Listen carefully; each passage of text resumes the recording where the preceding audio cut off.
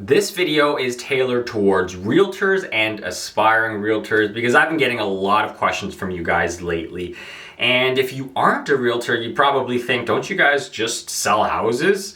At least that's what I thought prior to joining the industry. I worked at Deloitte auditing financial institutions. I have my CPA. I traveled and photographed the world. I backpacked 21 countries. I also worked as a software developer at startups prior to joining real estate. And that's what I thought. I thought realtors, you guys just sell houses, but I was wrong. Boy, was I wrong. There's so many levels to this game. You are the CEO of your business. So that's why I decided to shoot this video so that you can make an informed decision if you're really serious about joining real estate. Now, I wish I had this video when I first started. It would have been super helpful. Regardless, I would have joined, I think, but it would have been super helpful to have this advice as someone entering the industry. Now, remember, you are literally the CEO of your business. You're the CEO in the sense of you have to set your own goals. You have to set the vision, right? That's what CEOs do. Right? There's so many different avenues, there's so many different branches in the skill tree you can level up. You can be an expert in certain niches, certain industries. You can be a team lead. You can do pre-construction. You can flip houses. There's so many ways to leverage that real estate license. So that's what the CEO is about. But you're not just the CEO, right? It's not like a traditional job where you're just doing one role in one industry, right? You are literally everything. You're also the CTO. You have to keep up to date with AI trends and how technology can help your business, right? I use a software system that basically reminds me when I have to follow up with leads. There's also ways you can integrate AI with your business, right?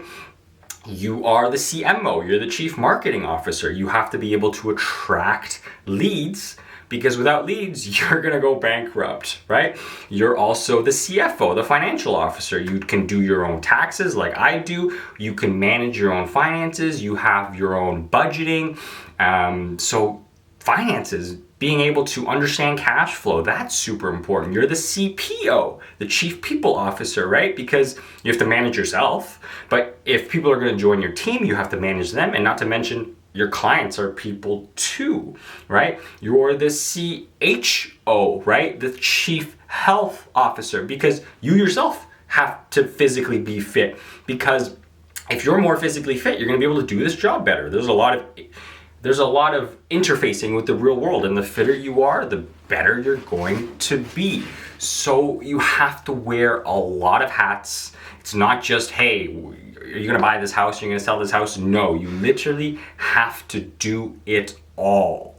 Literally have to do it all. So I wish someone told me that earlier, because prior to joining the industry, I thought I was just gonna, sell houses. But with time, now this is my third year, I really realized that you really have to do it all.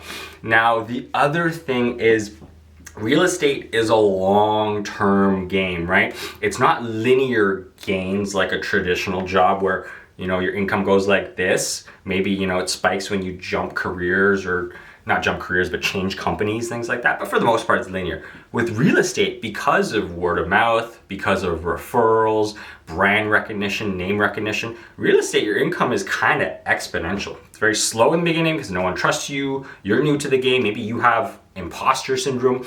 But as time goes on, and as you begin to build your database of leads and happy clients, and they start referring you, and you get business reviews, and your business is going great, right? It's gonna be exponential.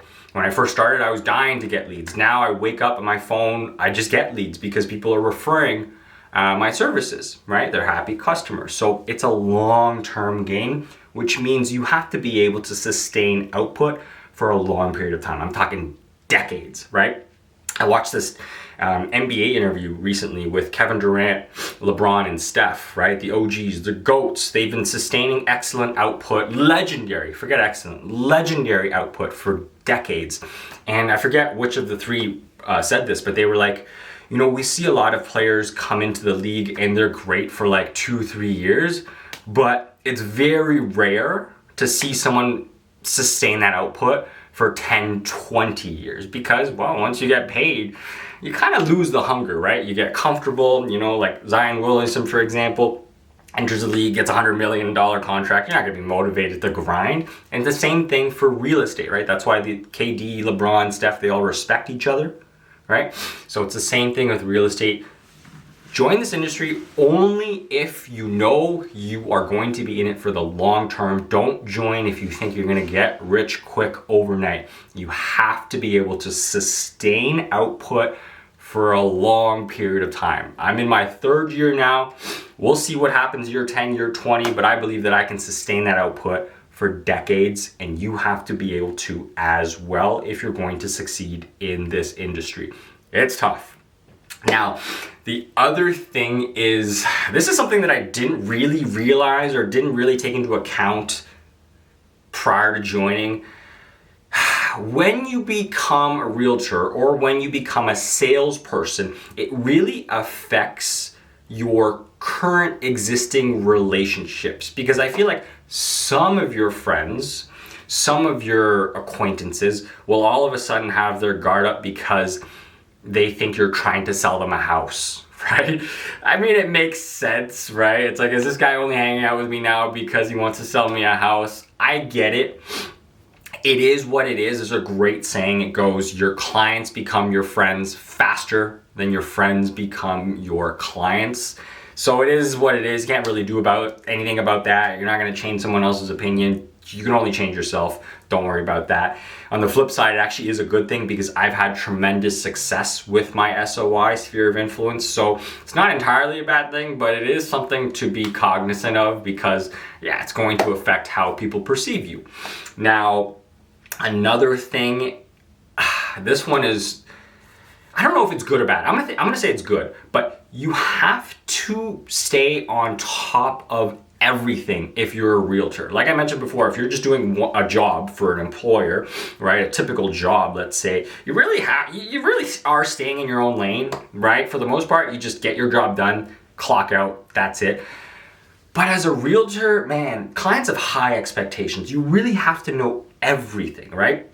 You have to stay on top of politics, right? Because politics affects real estate. Who's going to get elected? What are their housing policies? Are they going to raise taxes? What's the immigration going to look like? How many PR is going to be let in? You know, are they going to build new homes, ease permits, things like that? You have to know global politics. You know, how are the Trump tariffs going to affect Canadian real estate? Is that going to change demand? Is that going to change supply? Is that going to change interest rates? Interest rates is another big one. You have to understand how that affects the real estate market, the stock market, the bond market, how it all interconnects.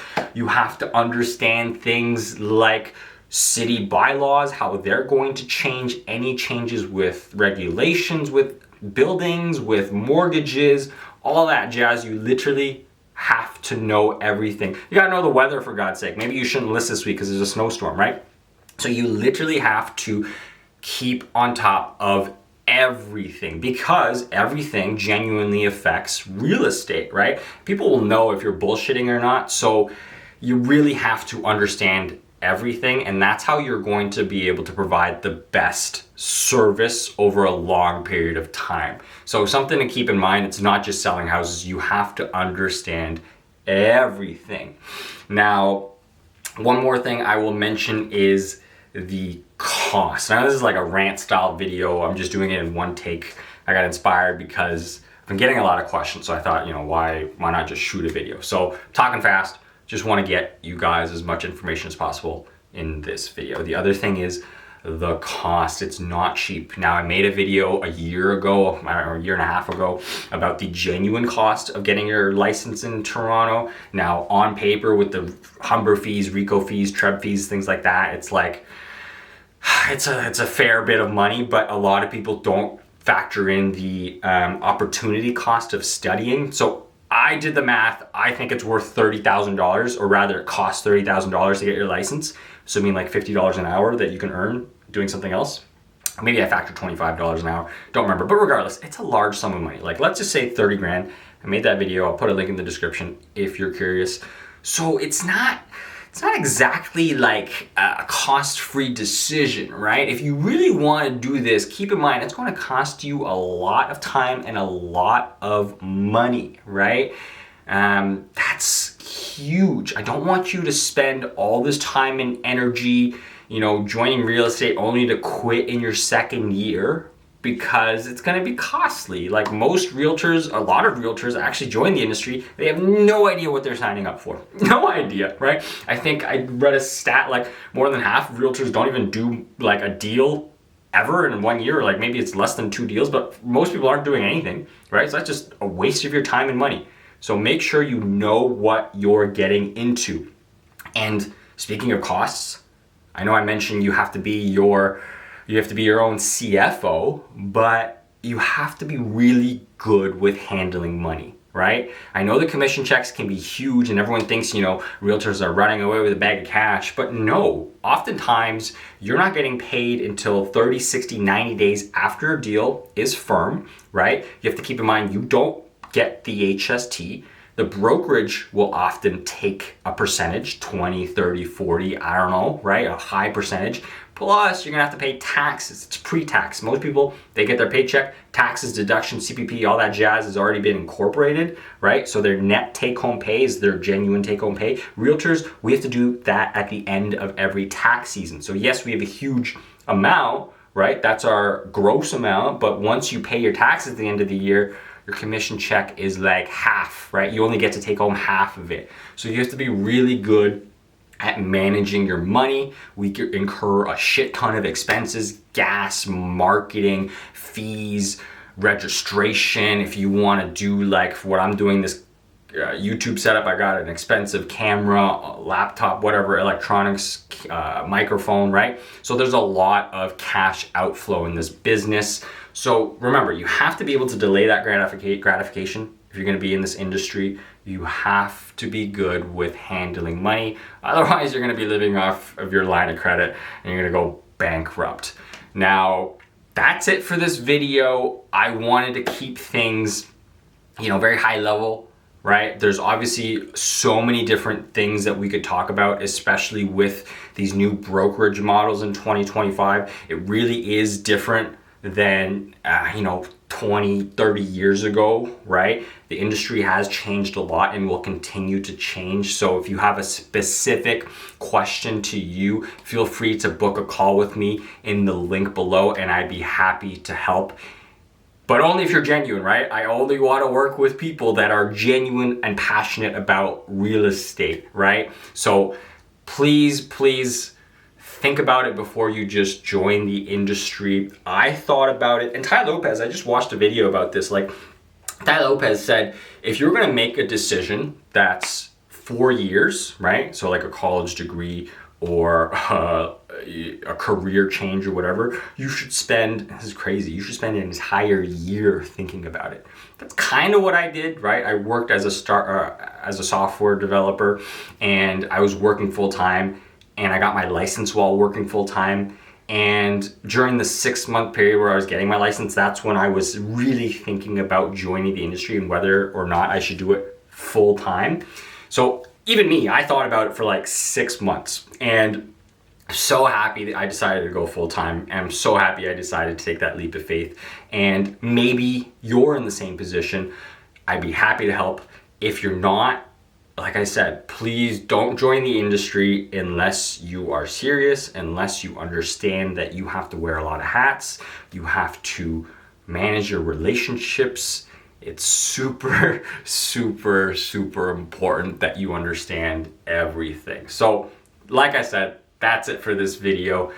Thank you for watching, and if you're a realtor, maybe I'll see you out in the field. Thank you for watching, and we'll see you next time.